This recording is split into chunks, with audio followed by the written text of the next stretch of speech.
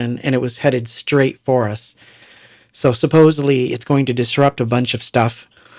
So I'm thinking that we may start to see some of that within the next day or so. We're supposed to be hit by a few of them within the next couple days, which is, of course, terrible because it means that if it takes out satellites, it means no internet. So it's going to make things worse for everyone going through this crap on the other side of the world. So, yeah, it's a bit weird. Not much I can do about it if it goes out again, because I looked, I swear, everything is normal. Everything checks out, but it's one of those things. Maybe they're prioritizing.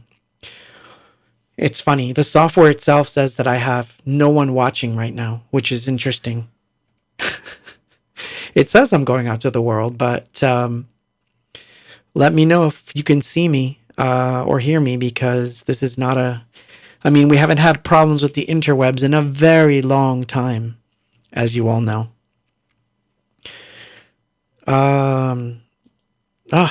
That sucks. So, apparently, we are having trouble with several areas. Very strange. Very, very strange. It says that I've got good coverage at the moment. Let's find out. Yeah,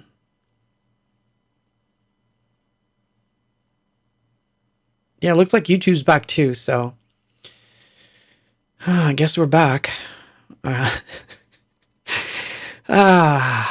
So it is what it is. See, this is what happens. And I swear, this is what I was going to say right as the whole thing ended. I thought, like, I was about to say, right after I was reading what happened to Steve. That was the last thing I remember. I was reading what happened to Steve. He spilled some oil on his hand and burned his hand. I hope you're all right. Did you wind up going to the doctor? Did you go to the hospital? What's going on? Tell me. I can't see your chats yet. Oh, there he is. He says, darn those monsters. Well, do tell. Tell me what's happening. But yeah, what a week. So anyway, topic of this evening, I'm going to push through, even though what I was going to tell you earlier was that the last time I tried to do one of these where it's going to be like all diary or whatever, for some reason, it also went dead. So every time I've tried to do this, it goes crazy. The world doesn't like the diary. That's what I'm getting out of it, which is making me feel worse.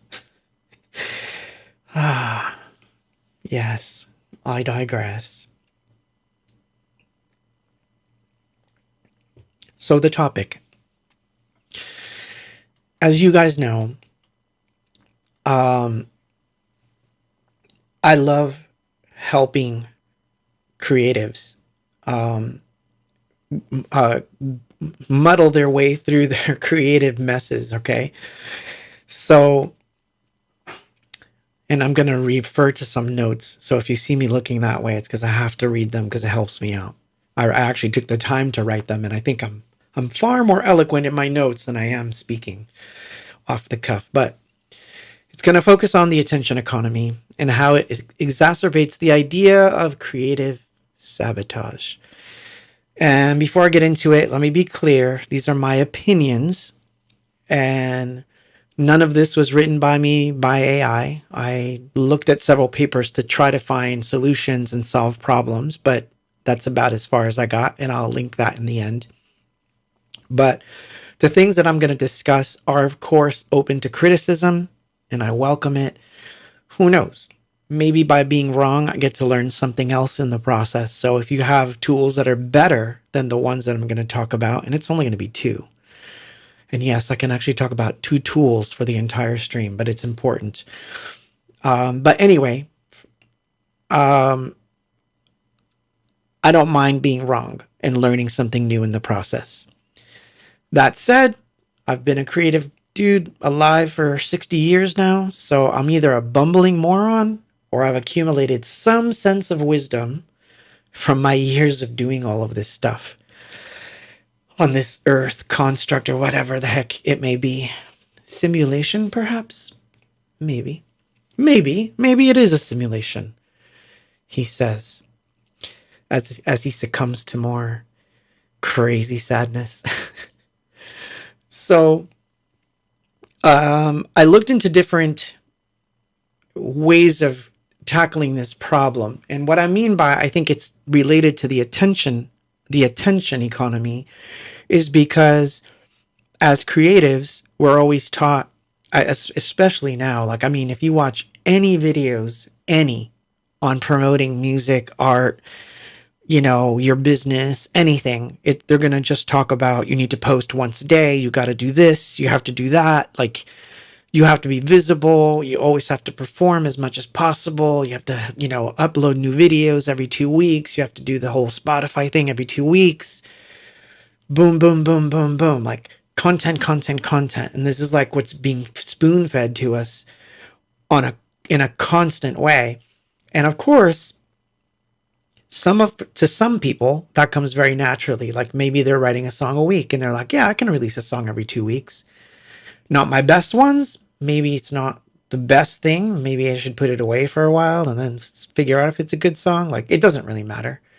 But some people are good at it where they will do this every couple of weeks. In fact, I know some bands that do it that are quite good at it. Particularly those that are like doing covers and things, because the song already exists. So you're just working on something, you release a cover, and then a couple weeks later, you release an original song, gives you some time to work on a cover. So I get that aspect of the attention economy, but it has another problem. It also forces an inundation of stuff. And I was wondering, in my limited brain of 60 years, how does this affect us creatively? Like, what does that do to the creative mind itself? It has to have some effect. Well, I didn't realize that there was more to this than meets the eye that was actually causing a lot more harm. And it's good to talk about it and to come up with tools to solve the problem. Now, I can't solve the problem for you. I can't even solve the problem for myself. So the only thing I can tell you is that there are tools you can use to mitigate the self-destruction bug when it hits because of the attention economy. And it's very interesting how this all works. So I will read from one of the papers that I picked up. But before I do, let's play a song, because we should just play a song now. I think we've been waiting too long without a song. So I'll play a song, and then when I come back, I'll read you from the paper and we'll start getting into it a little deeper, and then we'll see where we're at. Interleave.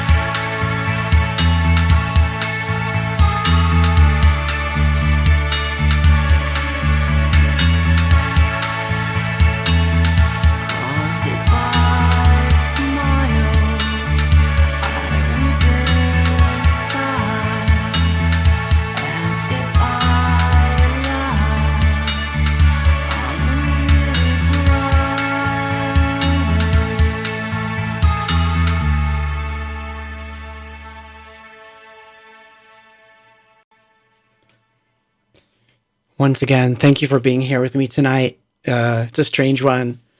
You're listening to the diary, not ABOX. So let me explain something about why I chose the diary for tonight's music to go with this particular topic, as it were. So the reason I chose this topic was because it's about attention economy having an effect on creatives. I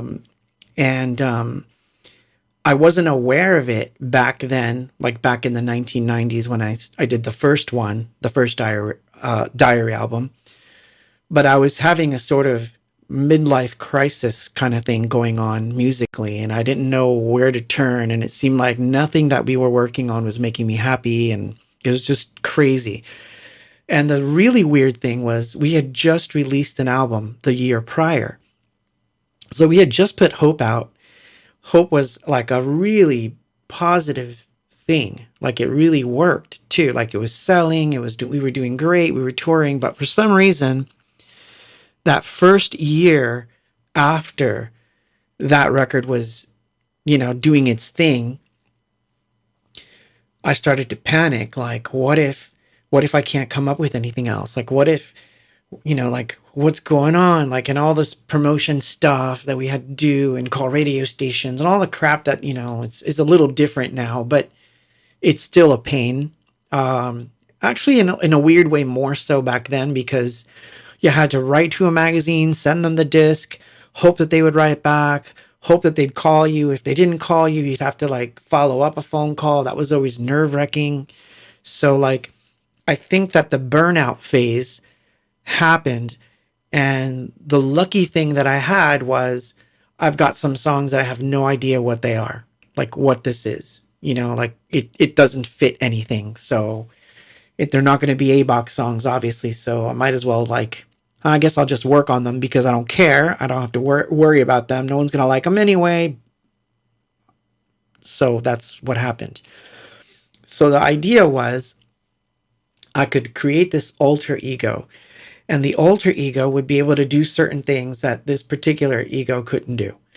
So I guess you could say I became schizophrenic that day, but that's the general gist of it, is that I had a sort of creative schizophrenia going on where I was like, okay, if ABOX isn't working, even though it was at the time, I can do something different that will get me out of it. And believe me, it was really strange because I had a really good manager at that time.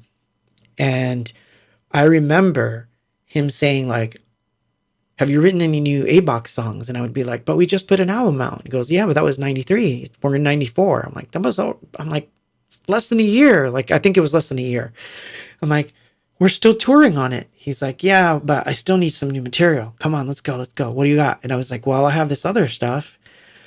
And I remember he was just like, well, what are you going to do with it? It doesn't even sound like anything that anything Box would do. I'm like, I'm going to just release it. It's something I feel like I have to do. So where am I going with this? Well, by having an alter ego, that was a good thing. It didn't last long, meaning that after that album came out and whatever, I had to battle those same demons all over again, had to fight them in different ways. And sometimes it was really terrible and very, very rough on me. I can remember, certain pockets or areas of life where it was just insanely crazy.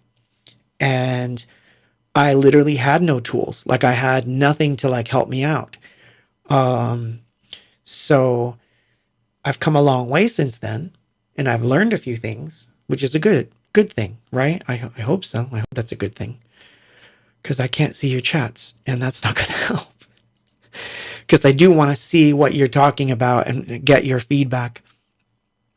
You guys are still talking about the oil. Okay, good. No, we're having conversations. Good. Someone said a live egg exploded in their face. Nice. Well, not nice, but you know what I mean. Yes, it was a little bit. So, Steve on Meta, Steve Legros, different Steve, says, I think many artists, creatives feel the exact same way. So I'm assuming you're saying give yourself different pathways and outlets. Yeah, but it doesn't always work, because I always thought I had art on one side, and I thought, well, when things aren't working musically, I'll just go and draw. And it used to work. Like, I would go and draw or paint for a while, and then that would draw me back into the music.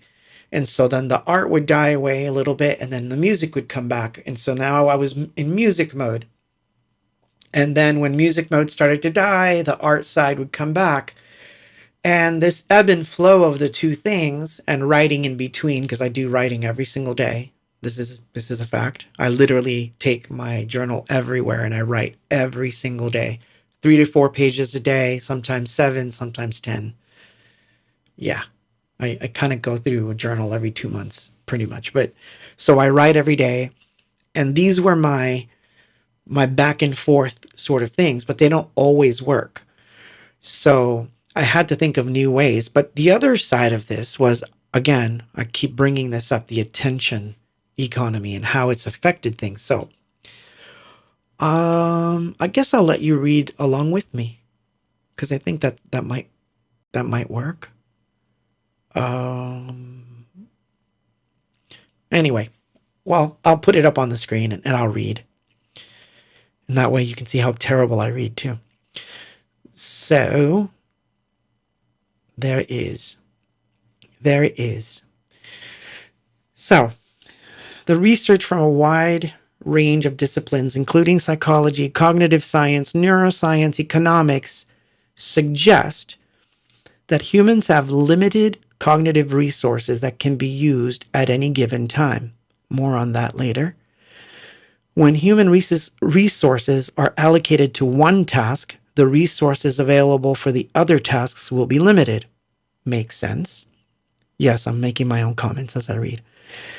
Given that attention is a cognitive process that involves a selective concentration of resources on a given item of information to the exclusion of other perceivable information, attention can be considered in terms of limited processing resources. So before I keep going, let me go back to the camera. So before I keep going, I want to mention something here because it's important. So the reason why this stuck out to me was that there's this concept that, and I know you know this, there's people who are really good at multitasking. And then there's people that are terrible at multitasking. Well, according to the stuff I was reading, there really is no such thing as multitasking. You're literally taking one thing away to do another, and you're coming back. So you're ping-ponging. So you're not multitasking, you're just ping-ponging things. And my feeling on this subject is that as you're ping-ponging these things back and forth, let's say, in my case, art, writing, music, there can be a block in between. And if one of them has the block, meaning, let's say it's imposter syndrome. Let's say imposter syndrome shows its little awful head in the music side. Who's to say that even though I'm ping-ponging to the drawing, which I think is really good, who's to say that I don't take it with me unknowingly and bring it with me into the art, so that now the piece that I'm working on doesn't have the same impact that I thought it was having. I'm like, oh, this drawing is great, it's great, it's great. And then it's like, no, it's crappy, just like that piece of music you wrote today. And then that's where it begins. That's where now your attention is not ping-ponging, you're not multitasking, you have just, quote, ping-ponged the shame, the awful feelings to two things that are supposed to help you, quote, balance yourself. So that doesn't work, in my opinion. Although I feel I can multitask, and the way I multitask is very different than the perceived notion of multitasking. So multitasking for me is I'm working on art, I'm distracted by something that happens with a sound, and I leave art to go do the sound, work on the sound for a little while, and that gives me an idea for brush strokes on this particular piece, go back to the drawing, do that, go back to the music, back and forth between two different rooms until, oh wow, I have a drawing and a piece of a song. Cool, that's great. When it works, this is a symbiotic thing and I love it, but it doesn't always work. And of course I get upset when it doesn't work, because when I can't get something out, it frustrates me. As I'm sure it frustrates many people who are creatives, but it must frustrate anyone, because I think it's even worse if you're at a job and someone says, this has to be done by a certain time, and you just can't concentrate for whatever reason. And I'm going to tell you what the reason is in a minute. Perceivably, for no reason whatsoever, you cannot concentrate. It's even harder because you like, how do you tell your boss, like, I really can't do anything? Like, it's not like I'm sick. I'm not going to call in sick, but I don't know how to get to this bit of the work. So anyway, let me continue reading this last bit and then I'll play another song.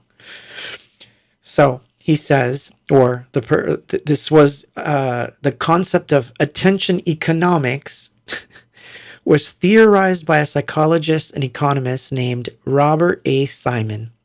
He wrote about the scarcity of attention in an information-rich world back in 1971, which means that I can trust him more than I trust someone who might have just graduated from psychology school and written a paper. No offense to anyone who's in psychology school, but for some reason I would trust this guy more. To quote him, in an information-rich world, the wealth of information means a death of something else. The scarcity of whatever it is that the information consumes. What information consumes is rather obvious. It consumes the attention of its recipients. Hence, a wealth of information creates a poverty of attention and a need to allocate that attention efficiently among the overabundance of information that may consume it. So, if I'm taking this correctly, because I wrote notes on it. Yes, I wrote notes while I was sipping coffee at 7 o'clock in the morning. If I'm taking this information correctly, the wealth of information consumes my attention, hence got sucked out of me, creating a poverty of attention state, and it robs me of my own resolve to allocate my attention to other things in my life. That sounds about right. Because the inevitable outcome of this robbery, I call it a robbery, is that I get into self-sabotage mode where my attention is easily focused on outdoing someone's post, or, trying to subdue my anger until I can, get back to the work so that I can, make a difference or something. If I don't do anything about it, then I get mired into this whole armchair wrestling matches with people online and bickering and all this stupid stuff that means absolutely nothing to my life and adds nothing. So think about the news cycle that's meant to piss you off. What's the result? Are you better off knowing?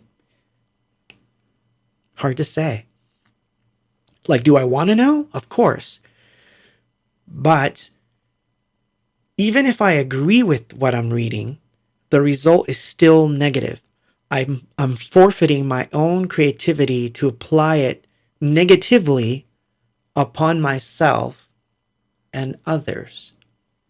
And this is where I kind of had to step back and think of a solution to this, because it actually is quite interesting and terrible and terrifying at the same time.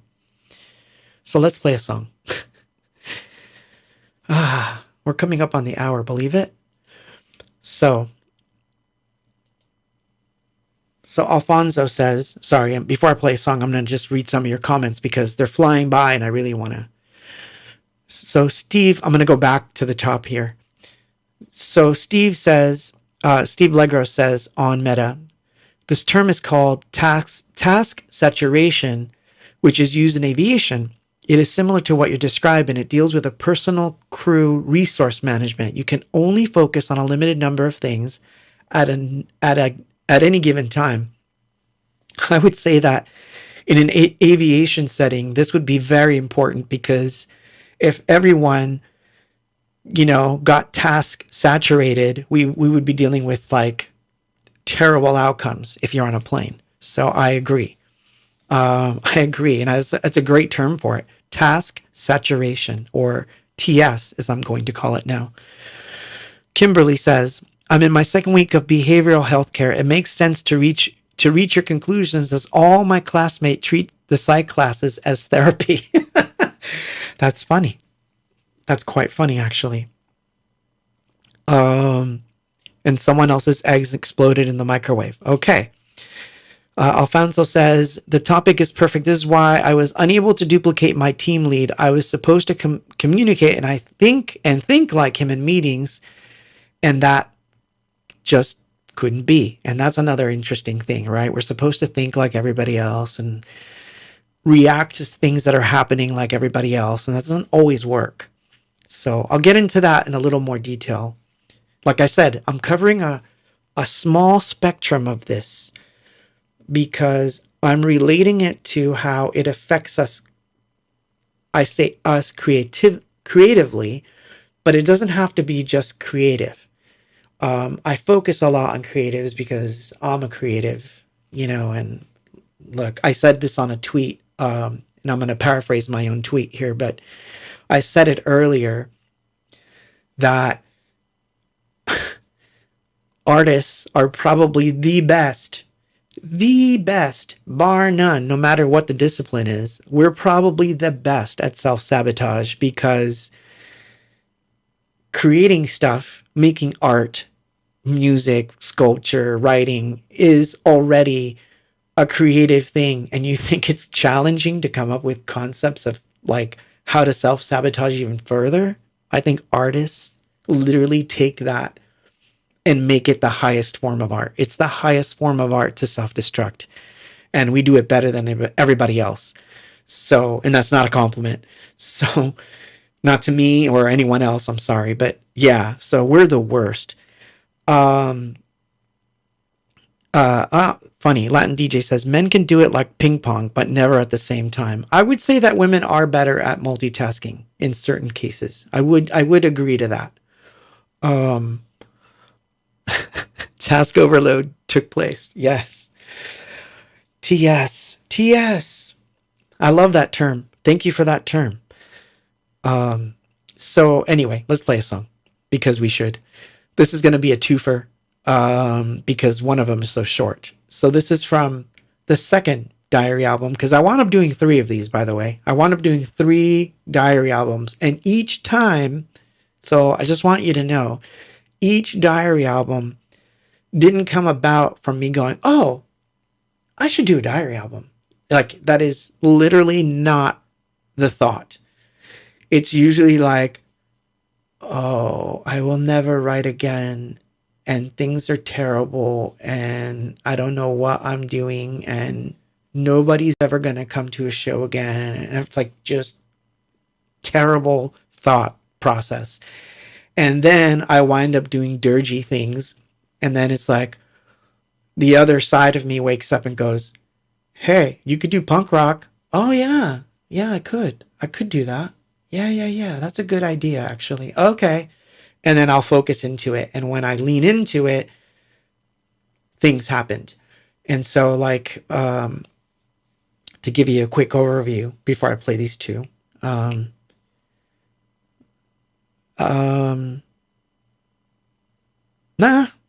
Nah, I'll just play the songs and then I'll just come back and we'll talk about it. Ooh. Over visuals. Yeah, that's fine. I like these 2.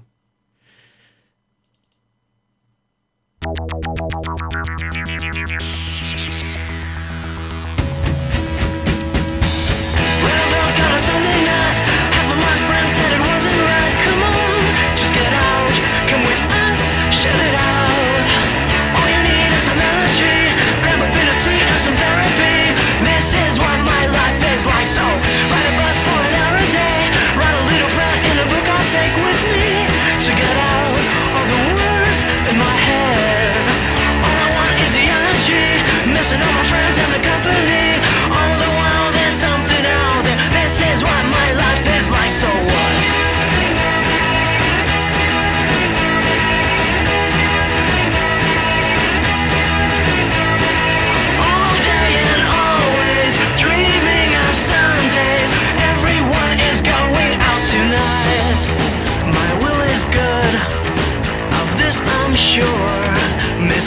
stood in my ways all day and always, dreaming of Sundays. Everyone is going out, everyone is going out, everyone is going out, everyone is going out.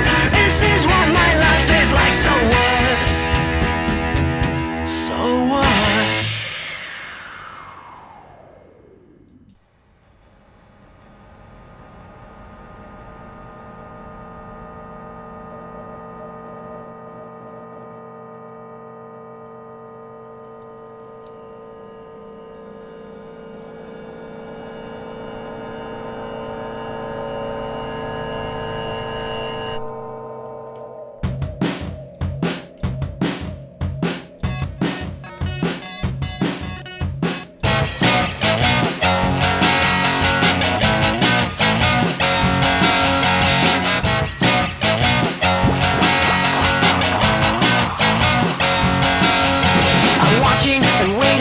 Cycles all around, the Delta 2000 third is on the ground. Depression, regression, feels like the dream's been sold out.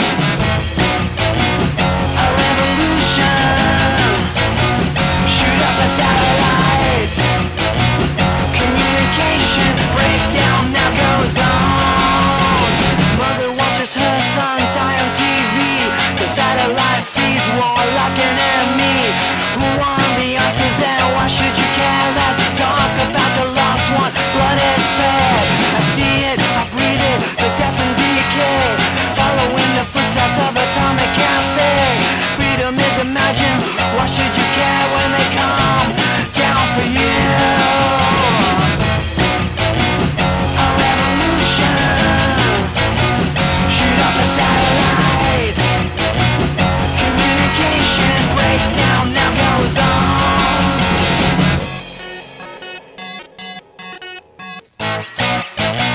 I am the enemy, I'm not on TV, but I know how they pull the strings. A revolution, shoot up a satellite. Communication breakdown now goes on. A revolution, shoot up a satellite. Communication breakdown now goes on. Communication, the revolution. Communication, the revolution. Communication, the revolution starts today.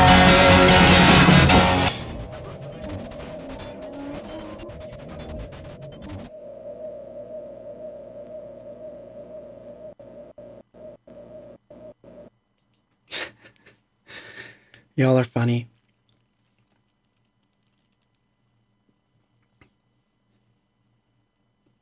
So, yeah. So, nice questions there on the chat. So, what were the influences? Well, I think I was pretty clear, but let's see. Joy Division, New Order, Sex Pistols, that's punk, and the Buzzcocks. I think those were the main ones. Maybe a little Bauhaus too, but of course I was into like Nirvana at the time and all that stuff too, so it was kind of getting in there. So I was kind of in the mood for a little bit more. It gets into it like it's a way to express anger without, I guess, exploding. It's a good outlet. So what is different about this time around? You know, because here I am, like, new album's out, which, by the way, the album's doing good. That's a really good thing. So if the album wasn't doing good, I could at least say, oh, I can blame it on this. It's not doing so well, you know, like it's doing well. So that's good. And it's getting a lot of attention, which is good. These are all good things. Like I said, I was down to 2 pages to be done on the book, and I'll probably finish them tomorrow because I'm already starting to feel a little bit better just being here with you folks, which is a good thing. So maybe I should have done a stream earlier in the week, but, but you know, like, so basically it was an outlet. That outlet allowed me to function in a different way so that I could literally work. And so for me, that was something good, even though I knew I wasn't going to tour on it, or, I was going to start a whole band. Yes, she is, Randall. Thank you for being here, Randall. I love sneaking up on people on the chat. It's like, did you mention this? No, I'm kidding. So I go through these weird phases, right?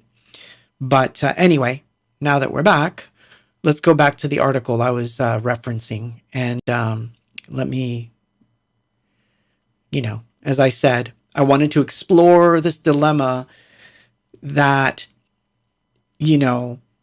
by giving your attention to something like social media or news cycles, which news cycles a very different thing today than it was, let's say, 10 years ago. In other words, 10, maybe 15 years ago, I barely ever was on a news site. I really wasn't. I would find news from certain sources, certain sites that I would visit, kind of peruse the news, be like, oh, wow, like, ugh, whatever, right? It wouldn't affect me as much because it was just an article and there might be a commentary here and there, but it wasn't done the way that it's done now. So it wasn't a 24/7, every side of the coin having an opinion, from the nut jobs all the way to like professionals. And let me just say this, there are professional nut jobs too that go back and forth to each other, people that like shouldn't be doing it. So, this aspect of what is known as the news cycle has become so prevalent that it's almost impossible to escape it. So it's not like I literally can't go on any social media and say, I feel like looking at art today. I can type it in, but it'll sort of be like, art, Kamala Trump, blah, blah, blah, blah. This, that, terrible, yes, no, yes, no, yes. And it just goes down this line of like terrible stuff. And I'm like, I was here for art. Like, I was just trying to be inspired because I'm working on a book and I need 2 more pieces to decide. If I look at some people's art, I might get excited. But no, that's not what happens. So I had to step back and think of the solutions to the dilemma. Of course, the easy way out is to say, I'm going to avoid social media. I'm going to avoid YouTube, X, Instagram, Meta, all that stuff. The twist is, don't I also have to post to exist? Doesn't the attention economy tell me in every video and every sort of way that if I am an independent artist and I am not promoting material, if I am not posting, even if it's to just post what I eat for lunch, which I never do, not never, but very rare that I would do such a thing. But my point is, if you're not doing this, right? Am I not playing the game correctly? Am I then losing out on the game? And believe me, I've known people who were great musicians, who had great music, great songs, that would not promote themselves at all on social media. And you know where they are? They're not gigging. They're not doing work. They didn't do the traditional route either, because what I find interesting is that, and this is a side note here, but what I found interesting about those attitudes was that while they wouldn't do the online thing, they also, as a direct result of their antagonism towards the online thing, they wouldn't do the brick and mortar thing. So they wouldn't go out and pass out flyers, for example, for their shows. They would just make one post to announce it, and that would be it. And then just tell a few friends. And I remember having conversations with them and saying, like, this is not going to work. Like, if you don't do this, someone else has to. So what happens when you are the person that has to? You do understand the game. You know how the game is played, but it also F's with your head, so that if you spend too much time on it, it disrupts the actual value of the other things you're doing. So that's kind of where I found myself this week. And it all stemmed from finding out about the hurricane on Friday. And I think from there I derailed. Although I've tried, I can tell you, I tried really, really hard to work on the book this week. I literally put in the hours. In fact, one of the days that I worked on it, I literally sat and said, I'm not getting out of this chair if I don't do 5 pages today. Like, I need to get it done. So I kind of like had to force myself into it. Luckily, it's a curation job, so most of it is stuff I need to pick. I don't have to really draw anything anymore. In fact, I overdid it. So, but that's a story for another day. But, you know, so do I think are there tools that can help? So I'm going to explore 2 concepts. One that I brought up before on a prior stream, but it's going to take on a little bit of a different take here because I'm going to, quote, circuit bend it for my own use. So, you know, and the other reason is I didn't want to turn it into some clickbaity thing that, you know, here are the 10 rules for life for creatives, as if all these 10 rules matter to all creatives, and there's only 10. So yeah, I'm not doing that. So I'm going to only offer you 2, and I'll spend time on those 2 because I think that what I've got to say about them is a little on the important side. So what I'm going to do is I'm going to play a song, and then when I come back, we'll talk about this a little more. So a little bit on the serious side tonight, as you can see, which is why I chose the diary. I figured I might as well pick songs that, if the topic is not going to be accepted, then I should pick songs that wouldn't be accepted either. Because I'm that crazy, right? Oh, God. And what are you saying on the chat? I just lost the chat. Oh, there it is. Yeah, politics are sucking. Yeah, see, that's the thing. Okay, so Todd says that even in the art or whatever, you get people dragging that stuff in. I know, and that's the problem. It's harder to disconnect from it all. And Steve Legros again says, FOMO is real and it causes a lot of folks anxiety. It's getting harder to disconnect. Absolutely, because you want to know what's next. But unfortunately, it's not feeding the right neurons in your own brain to make the story better. It's just feeding the neurons to make the story worse. And it is my mystical opinion, because I'm gonna say it that way so people can say it's foo-foo-y and dumb. It is my mystical opinion that the more of this that we do, the more it perpetuates the energy of such a thing. So whatever the worst fear is, whatever the worst outcome is, it's actually bringing it to us, which is even worse. So, you know, intend the right things. So that's another side of this altogether, you know. And, you know, even if I adopt the theory of, well, because I see some people in the chat saying this, you know, how can we unfocus from this stuff? Well, you can't, because it's going to be in front of you.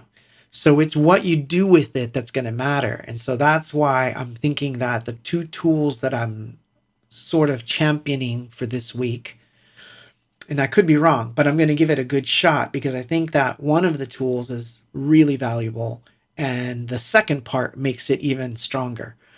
So anyway, let's play a song. I'll come back and then we'll talk about it some more because we can. Moon chat, so we can keep chatting. This is called Degenerate.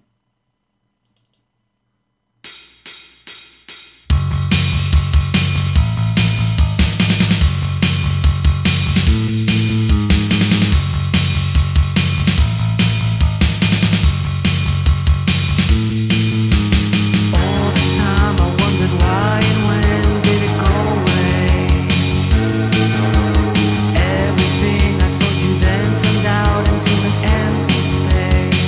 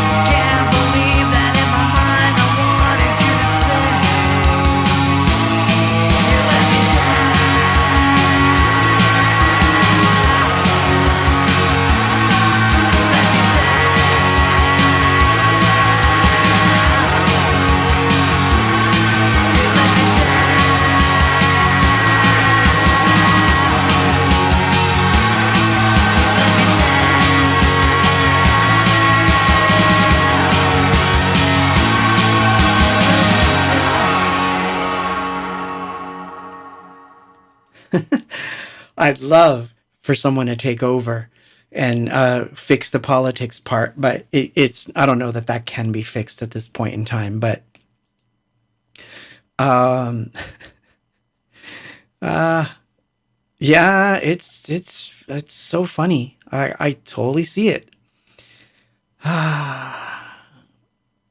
Yeah, this is true. This is true. Everything you guys are saying in your chat is true, which is why I'm not going to repeat most of it, because what I want you to do is that if you're going to watch this tomorrow or the next day, whenever it's not live, look at the comments.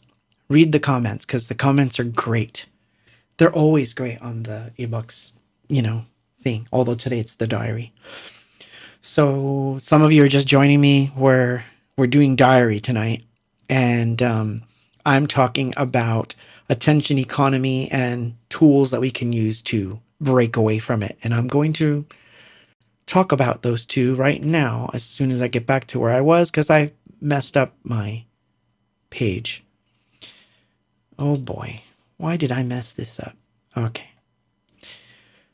Give me a moment, because I want to put them on screen and then I'll read along with you. So,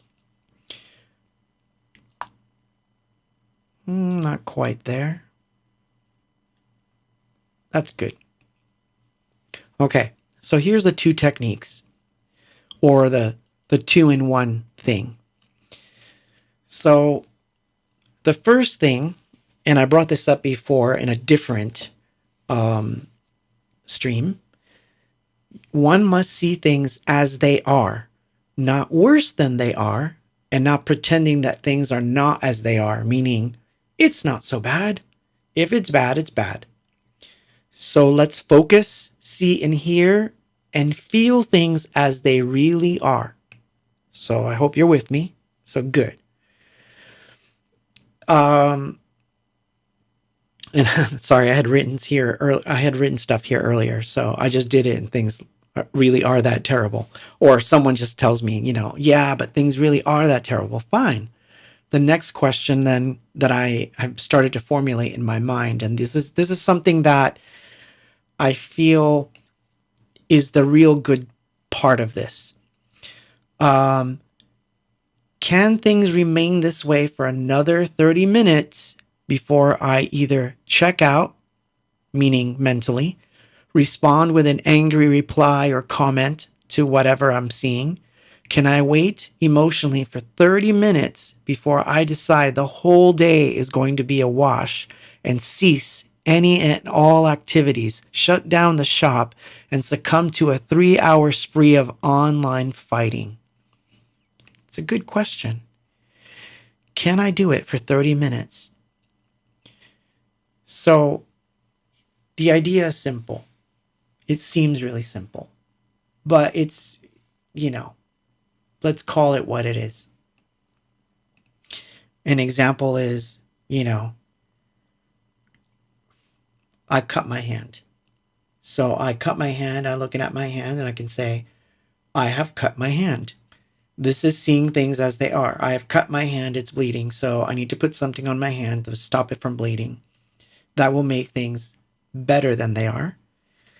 And my hand will heal in a few days, so back to work. Now, what if it's not that? What if it's like, so-and-so caused so-and-so to cut his hand, and this is why so-and-so is a terrible person? And you're seeing the picture and you're like, I want to tell that so-and-so off, because now your emotions are mired into it. You got roped in, and this is exactly what happens. You get roped into it. It doesn't matter whose side you're on, you get roped in. Because let me put it to you in quote, political debate terms here, without naming names. If you're on the right, you're going to find anything on the left that you can get mad at, that you can respond to and say, you're wrong. If you're on the left, you're going to find something on the right to do the exact same thing. And you're going to have people on your corner that are going to be like, yeah, tell them. What's really happening though? Like, it's just two strangers arguing. That's really all it is. So that's why the second part is more important. Nothing's going to change in those situations for at least 30 minutes. So, because seriously, nothing's going to change. So if you step back and you're like, you know what? This is bugging me. This is getting into my psyche, and I have much more important things to do, which is like, it could be as simple as I have a dissertation to deliver. I have a picture that I'm working on that I really would like to finish, or I really wanted to spend time in the studio today. So self-sabotaging for 30 minutes, arguing with someone and getting all worked up is not going to take me there. So if you can stay away from it for 30 minutes and decide where you are emotionally after the 30 minutes, and you're like, you know, while I do disagree with this individual, while I do think this person's a nut job or whatever, this is not the time or place. This is not what I should be doing right now. 30 minutes later, I'm still thinking about it, which is not really already is not good. So once again, I'm going back to the first tool, which is I'm seeing things as they are. So it's been a half an hour. I've been pretty angry at this. This isn't getting better. So how can I make it better? That's the second part of the tool. You waited 30 minutes. You didn't do the thing that you were going to do, which is like just armchair, you know, what keyboard warrior, whatever the hell you want to call it. It's all bad in my opinion. You didn't get mired into it. You successfully waited 30 minutes to figure out your own emotional thing, and you realize, wow, it did get to me. So now you're seeing things as they are yet again. In other words, things are getting to me. You're aware of it. How can I make things better? I can go back to the work I was doing, which is more meaningful in some way. Could be anything. Read your kid a book. You know, go for a walk. Take a sip of a really nice drink, which I'm going to right now.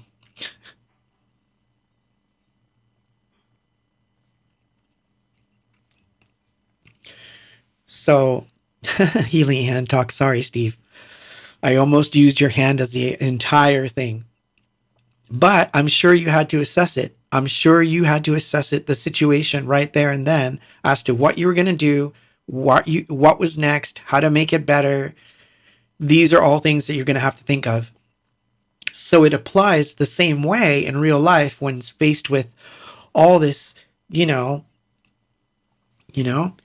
Sage on YouTube says, guard your psyche like it's territory. Everyone wants to get in and take attention, but a lot of time, no one benefits from the attention they take.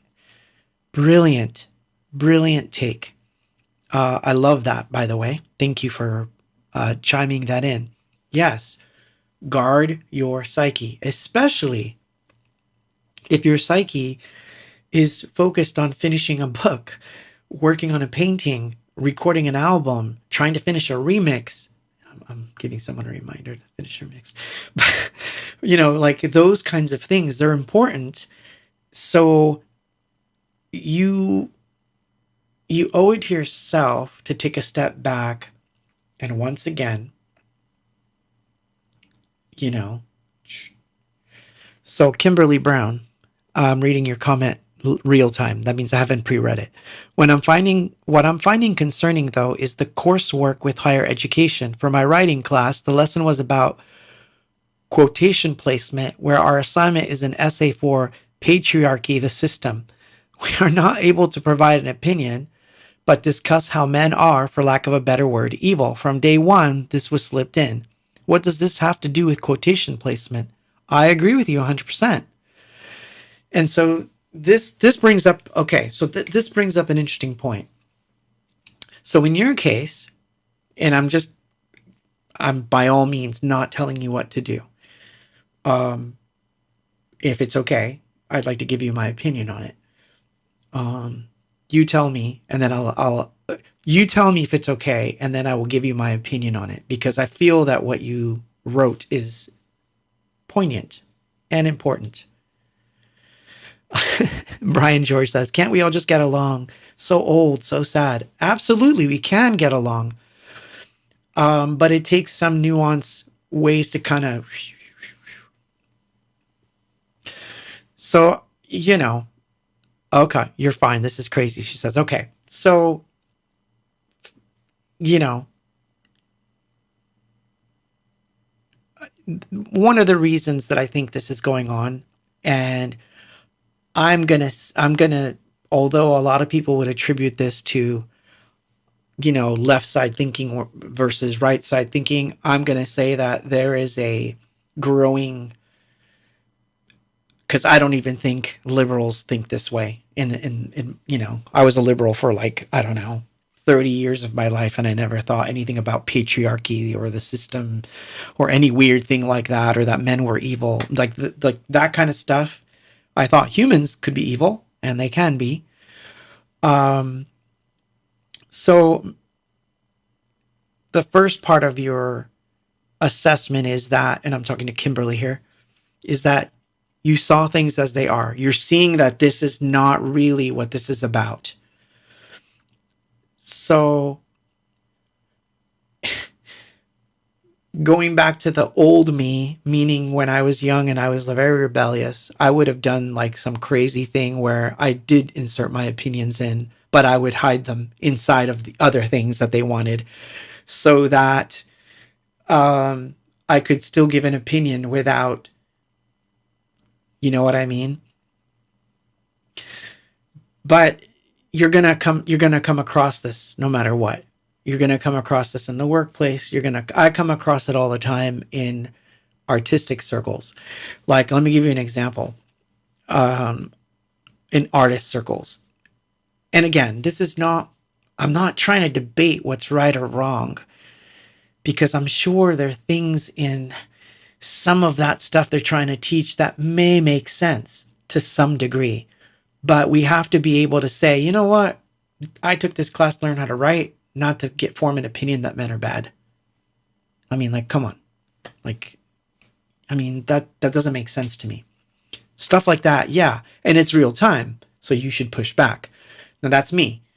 Now, when it comes to online stuff, if someone did the same thing, I'd be like, no, not going to do it. I very rarely get into it on that level. I just feel like it doesn't really go anywhere. So here's the, sorry about that, Brian. I know. I wish there was more Northern California tour dates, but they come back in January, I promise. In fact, I think I'm going to San Francisco in January. So, unannounced yet, but yeah, I think so. Well, so in art circles, I deal with this all the time. This whole talk of DEI equity will come into like an artistic conversation. And I'm like, wait, I thought we were discussing abstract art. Like, how do we go from abstract art to left versus right scenarios? Like, how did that even happen? And I'm telling you, I'm what's weird about this aspect of it is, it's someone wanting to have their opinion, their attention in the forefront. And that's really what's happening. It's not, because I can't imagine that everyone sits in their house thinking abstract paintings with the color red are part of some patriarchal, racist subsystem of society that has to be purged. I'm sure that this is not the conversation artists are having. I've never had a conversation like that with an artist in my entire life. In the entire time that I've been in existence, I've never had that conversation. And yet, I will go online, see someone post something about art, and then the comments will come in, which sometimes I think they're bots, talking like this. And to me, it's like, wait a minute.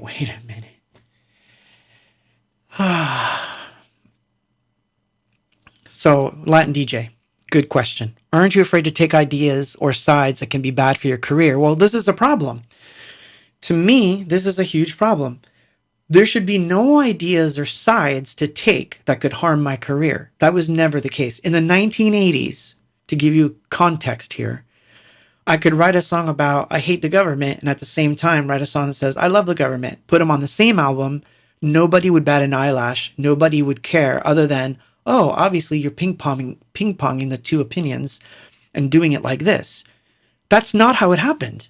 Like, we were not doing that in the 80s. Tons of songs came out. Like, didn't the Smiths do Meat is Murder? Didn't they have an album on vegetarianism? Nobody cared. Nobody was like, I won't go to the Smiths because I'm a carnivore. Like, nobody did that. Okay? We just went and saw the Smiths, and it's like, okay, Morrissey's he's into the not killing animals. I can relate, even though I'm completely the opposite.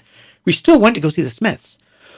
I wasn't going to avoid seeing the Smiths because of this, but we're in a time and place where, as connected as we are, and as information flows in from so many sides, it's like we have to form an opinion on it. Red paintings, bad. No. No. So that's the other side. We don't want to self-censor. And believe me, I have to skirt the line because, as I said, I have fans that are on both sides of this fence to the extreme. So I know that if I give a certain opinion of like, this is who I'm voting for, I believe this person is better for this job versus this person, half of them are going to be mad at me. But here's the funny part. Mad at me versus I disagree with you. There's a big difference between the two things. And I think this is where we need to step back and, like I said, see things as they are. Meaning, Claude eats animals, Morrissey does not. Can I change Morrissey so that he eats animals like Claude does? No. Can I change Claude so that he doesn't eat animals so that he behaves more like Morrissey does? No. Will this change in the next 30 minutes? No. So what's the point of arguing with either of them on the virtues of doing one or the other? It's just dumb. Like, it doesn't work. So if you step back for 30 minutes, I think that, we come to a better place. That's all I'm saying. So let me play a song that definitely falls into that category. You will know. I'm so bad. I'm so terrible. And I know it.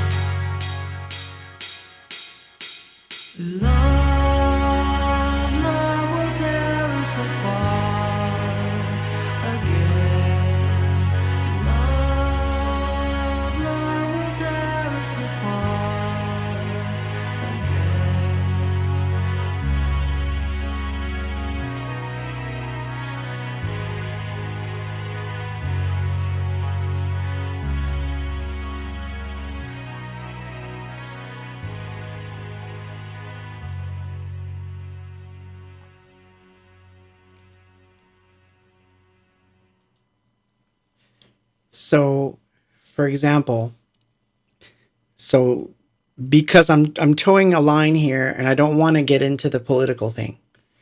This is not like the whole topic of the evening isn't how to get along better, because I don't have that solution. I wish I did. But to a point, it's not impossible to have nuanced conversations and find differences that we can deal with. It's not impossible, but it could be impossible for us to not see our own cognitive programming, to see everything as that. Just like the other side will say, well, to give you a little context here. For example, someone said, where is it? I just lost it. You know, it says right here, Richard, sorry if I call you out on it, Richard, I don't mean to. So Claude, don't you think nuance politically and the ability to respect both sides is impossible when one candidate calls a certain group of people rapists, murderers, dirty, and a dog and cat eater? Yeah, it's hard. Is it impossible? No, because there are people on the other side of the whole coin who obviously don't like this person, who are saying everyone who votes for this person is a racist, is a white supremacist, misogynist, pig, Nazi. So how is that different? How is that the different thing? It's not. It's the same exact thing. It's just two ends of the same spectrum. One person sees it this way. One person sees it this way. There is no nuance because this person has been trained to look at that person as an enemy, and that person's been trained to look at that person as an enemy. In fact, I would argue, nuanced, that if proper evidence was given to each side of the coin of the actual thing, whatever the issue is, both sides would have to step back. They would have to and go, wow, I see that. Yeah, I do see that. But they can't, because you're trained not to. And this is why I said social engineering works very well. But this is not the topic of tonight's,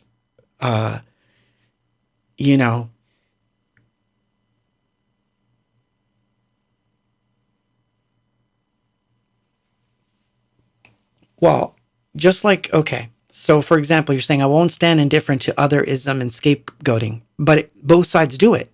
So how do you solve it if your side does it too? I mean, this is an honest question. You can't say that your side doesn't do it.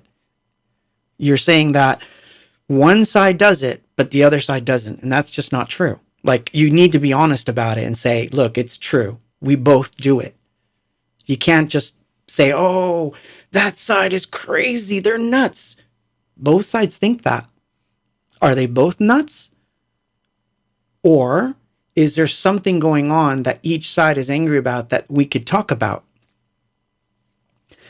So, this is why I like the idea of, quote, the middle way. So the other side of this is, there, again, what it boils down to.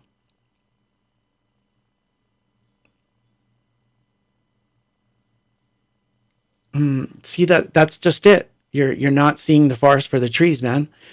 I'm not saying, see how you say, how can you overlook the blah, blah, blah? I see that on the other side. So how can that be? How could it be that one side sees it and the other side's, they're both broken? And if you want the truth, both sides work for the same team. None of them are looking out for you. If you really want the truth, I'm an anarchist in that sense. None of them are looking out for us. If you need proof, look at North Carolina this week. No one is looking out for us. So I don't care, like which of the two. Like it doesn't matter. And again, we're digressing. Sorry. We're digressing into the idea that everything has got to be political. And that's my point. The whole topic of tonight's topic wasn't who's right or wrong. That's not what the topic is. The topic is, how is it that need for politicians, celebrities, corporations, TV stations, you name it, by them trying to capture our attention by creating clickbaity, very divisive, horrible. I mean, did you guys ever watch the movie The Social Dilemma? Have you guys watched that? If not, I would recommend watching that over the weekend, and you'll understand what I'm saying much better. So if you haven't watched a movie, that's fine. It's about the distraction that such things creates. And it even did it here, because this was not the topic of discussion tonight, and it got mired into it. Do you see how that works? That's what you got to see. So here we go. Another one. So Fabian says, I had a meeting with a major studio exec a while ago, and the thing he said to me in private was, we have to defeat fascism and a fascist. You're going to get it all the time from both sides. That's never going to end. So there comes a point in our, quote, spiritual awakening, if you want to call it that, where you kind of have to go, this person doesn't have all the scruples to properly solve this, but neither does this person. So the best thing for me to do is to just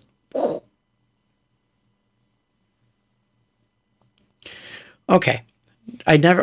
Richard, okay, I'm going to read your comment. You say you don't care, but I look at your social media page. You are blatantly political, just in a passive capacity. No, I give an opinion. I can have an opinion on something, but notice that my own posts, and you can go back and look at them. Notice that in my own posts, I tend to go, now cue in for people to call me a racist or something. Like, I have an opinion on something. Absolutely. Why not? It's a free country. I have an opinion. That doesn't mean that I go on other people's pages and go, you're stupid for having that opinion. I may politically go against someone, but I would say that the way that I express my opinions are very different than the way that we've been trained to do it.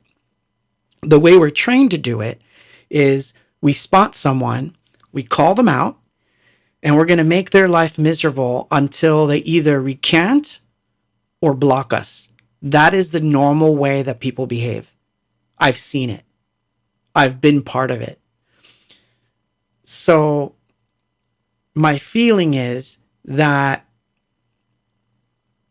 you can't say fine. You could say, oh, you're religious and you have spiritual beliefs and you're conservative. Well, yeah, I am now, but I wasn't always. For 30 years, I was a full-blown liberal. So something obviously happened. Yeah, I agree with you, Brian. Left wing, right wing, same dang flippin' bird. I agree 100%. It's because I always see the different sides of it. So I can be empathetic to both sides. I can be. But that doesn't mean that I necessarily take sides. Although, yeah, when I vote, I'm going to take sides. Just like when you vote, you're going to take sides. That's not what this issue is. The issue is, if you are a creative and this gets into your head for 5 days straight, what are you going to do if it makes you stop making art? Because, quote, when I post, people attack me. When I do this, people say that I should be more politically inclined with my work, and I'm not serving the, quote, party or ideology or blah, blah, blah, blah. You can't go that way. Because if you do this, eventually you lose yourself in the process. That's the point. That's the point I'm making. I'm never here to try to say someone's wrong, someone's right. In fact, if you were here when I say you, I mean everyone.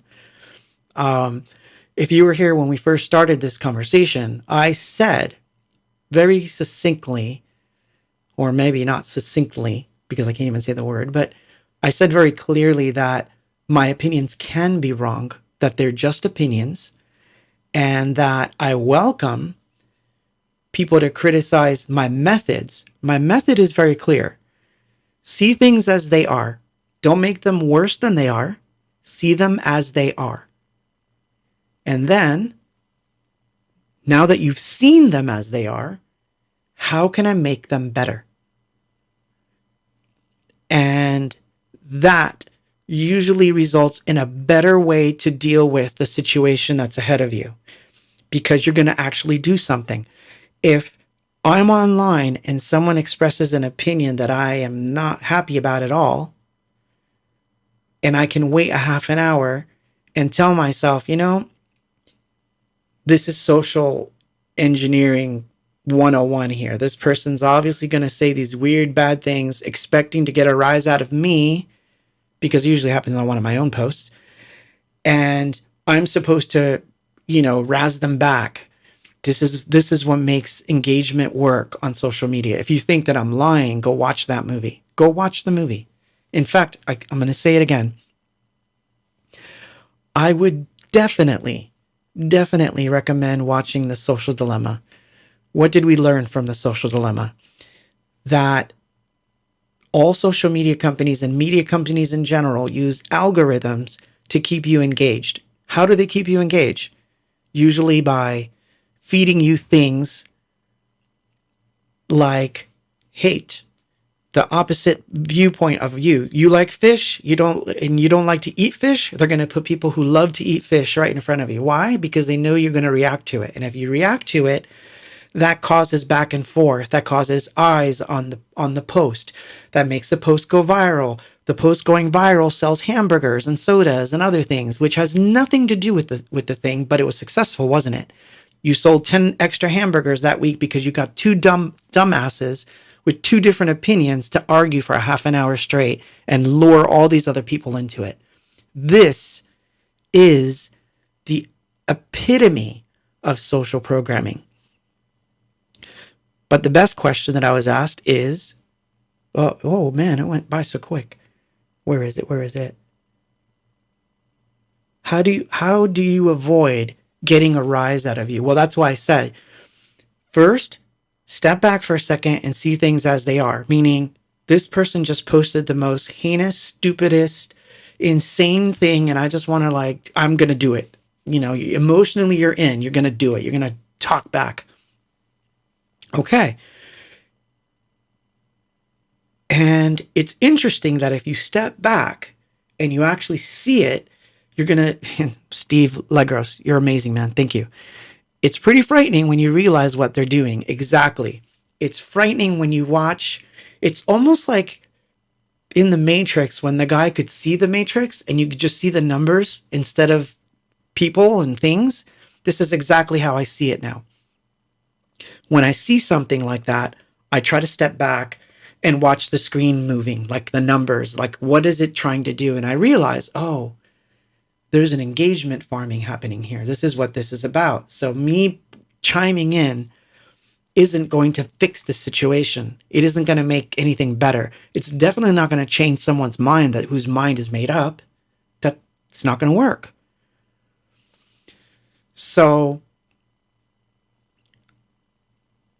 you step back, you let the algorithm do its thing, and you wait 30 minutes. And if 30 minutes later you're still feeling pretty pissed off, you knew you got roped in, because you shouldn't have an emotional reaction to a stranger that lasts more than half an hour.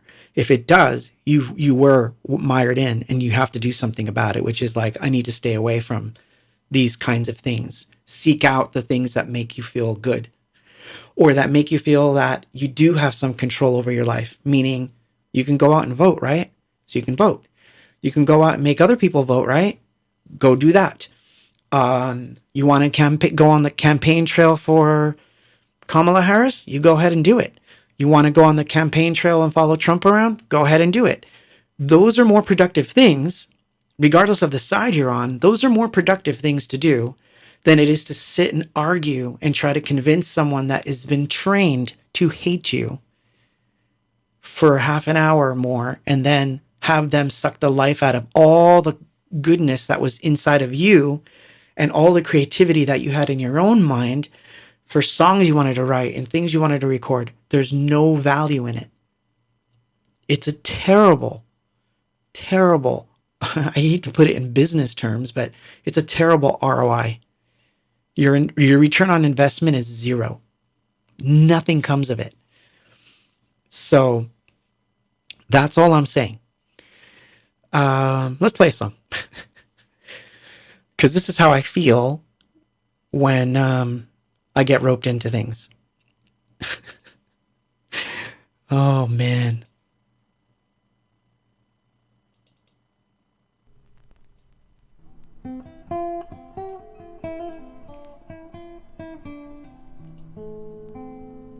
Seven sleepless nights in my head, in my head, in my head.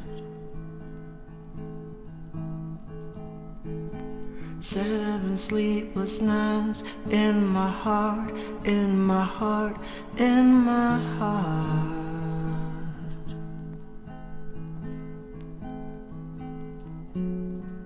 And ever asleep, I dream of the same thing.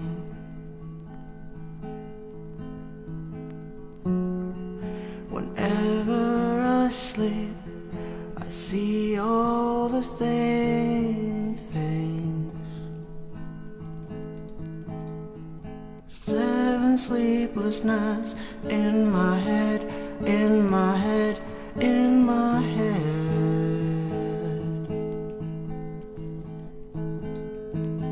7 sleepless nights in my heart, in my heart, in my heart.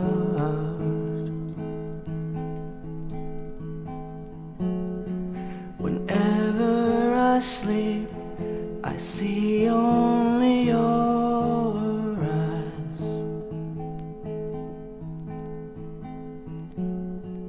Whenever I sleep, the fire is deep inside.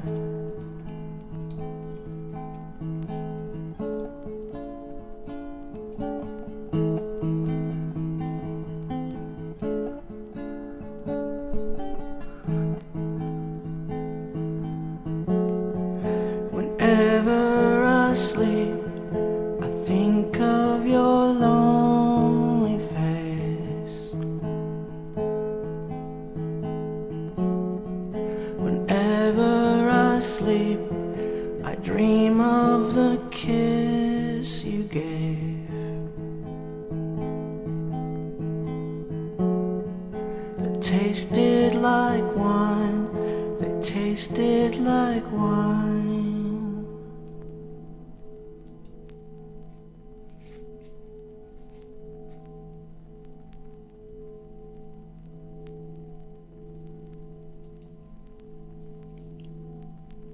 So I've got one more, and I messed up because, well, next week I'll get your request in, Wendy. I messed up. I forgot to put the song in the queue. But I'm going to end it with this one song from the diary on the second diary album. Aptly titled, let me come back on camera for this. This one's called We Can Get Along. We can get along. Oh, I'm going to be dreaming about, I think I'm going to be dreaming about mushroom fields. I don't know why, but I think that's in my psyche at the moment. Mushroom fields, of all things. That's what, the first thing that came to my head. Anyway, we can get along.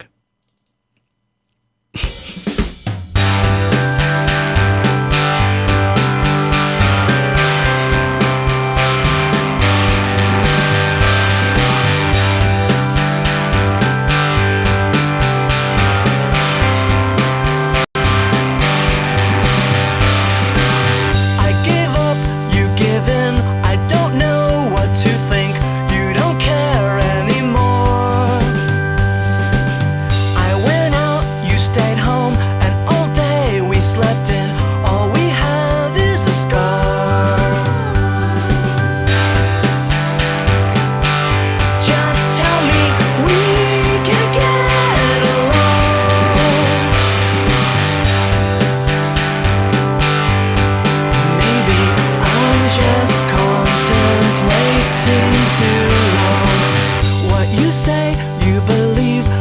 see is diseased. Have our lives gone so wrong?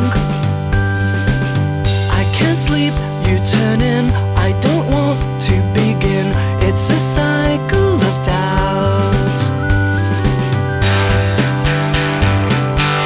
Just tell me we can get along.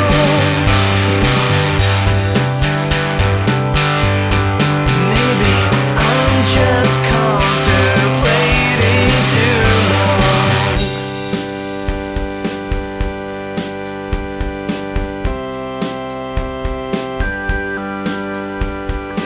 Oh, this sensory protection drags me down with its imperfection. I'm left standing in your shadow. Wish my thoughts weren't half as narrow. What you want may not be the same. Still I want you, and in it there's no shame. Just tell me we can get along. Maybe I'm just contemplating too long. Just tell me we can get along. Maybe I'm just contemplating too long.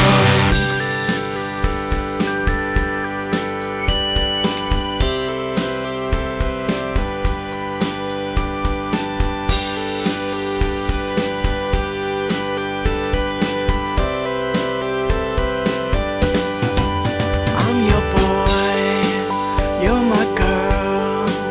With a boy and a girl, there is nothing wrong. You're my girl, I'm your boy. With a girl and a boy, there is violence. Thank you so much. Good night.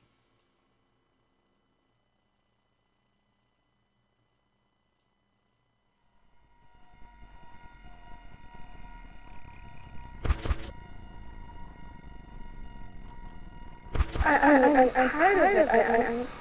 Can't you see it?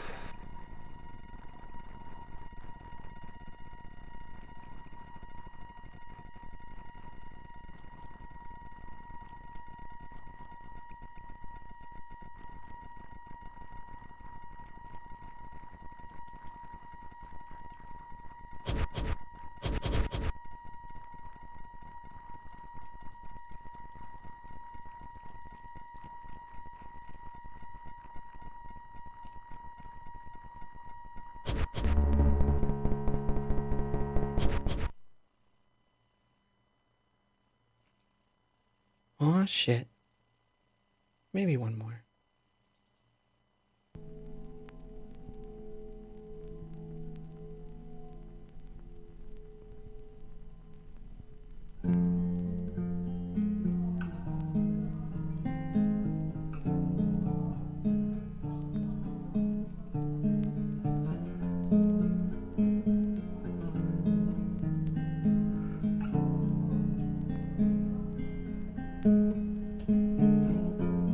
A Sunday is lost, moving through atmosphere,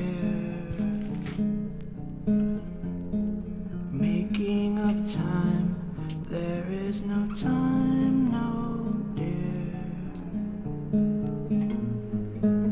All of you and all of me.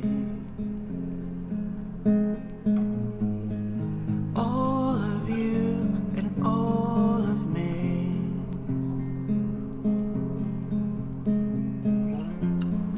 Maybe I'm lost, maybe I found